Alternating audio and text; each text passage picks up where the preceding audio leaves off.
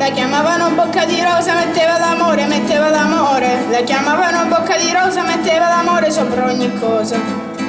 Appena scese alla stazione del paesino di Sant'Ilario, tutti si accorsero con uno sguardo che non si trattava di un missionario. C'è chi l'amore lo fa per noia, chi se lo sceglie per professione, bocca di rosa né l'uno né l'altro, lo faceva per passione.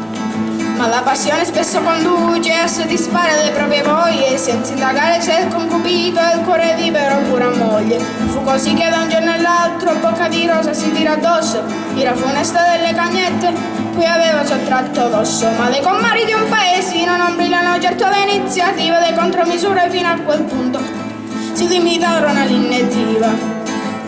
La la la la la la la la la.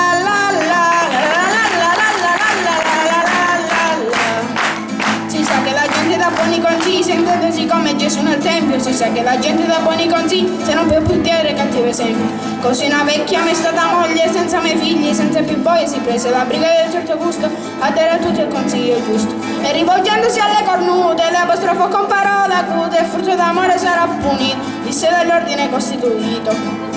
E quelle andarono dal commissario e dissero senza parafrasare: quelle schifose già troppi clienti, più di un consorzio alimentare. Ed arrivarono 4 gendarmi con i pennacchi, arrivarono 4 gendarmi con i pennacchi e con le armi.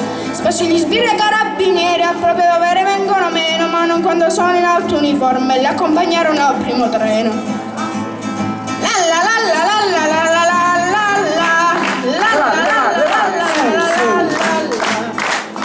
Alla stazione c'erano tutti, dal commissario al sacrestano. Alla stazione c'erano tutti con gli occhi rossi e il cappello in mano. Salutare chi per un poco, senza pretese, salutare che chi per un poco porta l'amore nel paese. C'era un cartello giallo con una scritta nera, diceva addio bocca di rosa, quando se ne parte la primavera.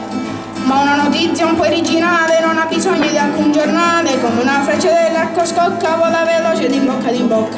E la stazione successiva, molta più gente di quando partiva, chi manda un bacio, chi cerca un fiore, chi si prenota per 2 ore. Persino il parroco che non disprezza, tra miseria era un'estrema unzione, ben effimero della bellezza, la vola accanto in processione.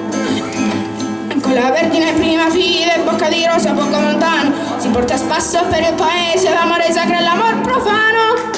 Veramente bravo, bravo.